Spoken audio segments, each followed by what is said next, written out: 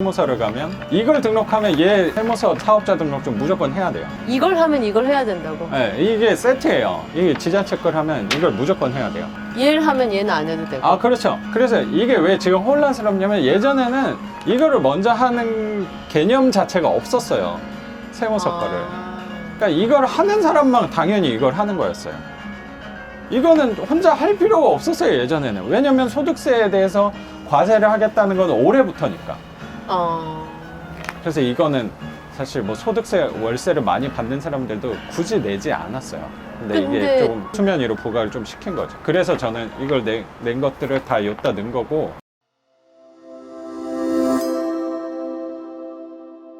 네. 그러면 똑같군요. 세무서 거. 이건 세무서 거. 그렇죠? 이건 세무서 거. 이거 똑같은 거. 네, 이거 임대사 맞아요. 임대사업자잖아요. 임대사업자. 이건 뭐죠? 이게 지자체 거. 그렇네. 네. 이거 좀. 이게 의무가 아니라는 거죠. 그러니까 제가 궁금한 거, 그럼 선생님은 이 의무에 다 들어있냐? 이게 근데 이게 원래 세무서계 의무가 아니었어요. 네. 원래 네. 아니었는데 네. 이번에 된 거죠? 그러니까 이거를 좀 설명을 드릴게요. 뭐냐면 네. 여기는 제 임대사업자가 돼 있네. 임대사업자 맞잖아요. 나는 그래서 여긴 임대사업자, 여긴 임대소득을 받는 다주택자 이렇게 생각했더니 그게 사실 아니네. 임대소득을 받는 소득에 관련된 거는 국세청이란 말이에요. 그래서 제가 생각할 땐 국세청이랑 더 가깝다고 생각을 하는데 더 헷갈리네. 네. 그러니까 이게 왜 지금 선생님이 헷갈리냐면 설명을 해드릴게요. 임대사업을 처음에 등록할 때 어떻게 했냐면 저는 기존에 갖고 있는 물건을 지자체에 다 의무 임대에 넣었어요. 처음에 만약에 제가 10채 있을 때 네. 그때 저는 임대사업자를 처음 냈거든요. 그때 어떻게 했냐면 지자체에다가 10개를 다 넣었어요. 네. 그러면 이 지자체 임대사업자 등록증을 줘요. 네. 그러면 저는 의무 임대를 하겠다라는 그거요? 4년, 8년을 약속을 하고 네. 여기 등록을 했잖아요. 그럼 네. 이 등록증이 나와요. 그럼 이걸 갖고 세무서를 가면 이걸 등록하면 얘 세무서 사업자 등록증 무조건 해야 돼요. 이걸 하면 이걸 해야 된다고? 네, 이게 세트예요. 이게 지자체 걸 하면 이걸 무조건 해야 돼요. 얘를 하면 얘는 안 해도 되고. 그렇죠. 그래서 이게 왜 지금 혼란스럽냐면 예전에는 이거를 먼저 하는 개념 자체가 없었어요. 세무서 거를. 그러니까 이걸 하는 사람만 당연히 이걸 하는 거였어요.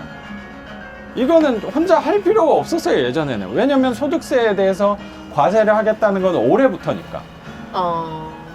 그래서 이거는 사실 뭐 소득세, 월세를 많이 받는 사람들도 굳이 내지 않았어요.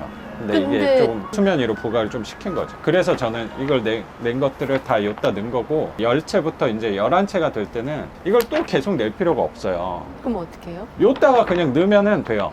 그러면 어차피 세무서도 알아요. 네. 이걸 한번 내면. 근데 지금 저는 요거 지자체를 먼저 했고 네. 그 다음에 세무서 거를 한 거잖아요. 네. 그런 사람들은 내가 물건 추가될 때마다 요따만 추가만 하면 요거를 추가로 낼 필요가 없어요. 근데 선생님은 이 지자체를 안 했잖아요. 네. 지자체를 안 했기 때문에 선생님은 어떻게 해야 돼요? 사업자 등록을 계속 하는 게 원칙이에요. 할 때마다 또 거기 이 주소지가 저는 이 집으로 돼 있는데 네. 선생님은 아마 집으로 안 돼 있고 그 사업장으로. 해당 물건으로 돼 있잖아요. 그러니까 세무서가 이거 파악을 못 하니까 이런 식으로 리스트업이 되는 게 아니잖아요. 괜히 더 헷갈리나요? 그러니까 저는 네, 얘를 안 했으니까 네. 지자체 걸 안 하셨으니까. 얘 할 때마다 얘를 해야 된단 원래 말이에요? 하는 거예요. 네. 그럼 만약에 할 때마다 얘를 안 하려면 여기 렌트홈에 하면 어때요? 그럴 순 없어요? 아니, 지금 하면 안 돼요. 돼 있는 거 있잖아요. 그래서 선생님이 지금 고민하는 게 네. 렌트홈에 넣어야 되냐 그거 안 거예요? 네, 네. 그건 거 아니에요? 네, 맞아요. 근데 렌트홈에 넣게 되면 의무 임대 기간을 지켜야 되니까. 그럼 얘는 의무 임대 기간 안 지켜도 돼요? 세무서권은 의무 임대 기간이 없어요. 그런 거 없어요. 세무서의 사업자 등록증 자체는 뭐냐면 내가 소득을 받은 거를 소득 신고를 해야 되잖아요. 소득 신고를 못 하니까. 소득 신고를 위한 사업자예요. 세무서권은. 네. 네. 네, 그렇죠. 네. 그리고 이 지자체 거는 내가 세제 혜택을 받겠다. 의무를 내가 임대할 테니까 약속을 할 테니까 세제 혜택을 줘라. 4년, 8년 동안 내가 정해서 낼 테니까 뭐 재산세, 뭐 양도세, 종부세, 합산 배제, 소득세까지 혜택을 받겠다 하는 거는 렌트홈에 넣는 거죠. 오프라인은 지자체로 가는 거고 온라인은 렌트홈으로 가는 거죠. 그럼 지금 근데 제가 선생님이 한 국세청 그 사업자 그거 하나로는 세제 혜택이 당연히 없고 당연히 의무 임대를 다 팔아도 돼요. 상관이 없어요.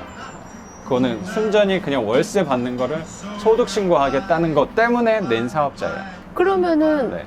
계속 갖고 임대를 하려면 렌트홈에 의무 임대 등록을 안 해도 기간을 돼요. 하는 게 좋겠네요. 계속 임대를 하고 갖고 갈 임대를 거라면 오래 할 거면 당연히 렌트홈에 하는 게 하는 게 좋죠. 좋고 그렇죠. 만약에 그냥 팔을 거 시세 차익을 생각할 거라면 이쪽에 렌트홈에는 넣으면 안 안 되죠. 되는 건 안 그렇죠. 해도 그렇죠. 그런데 지금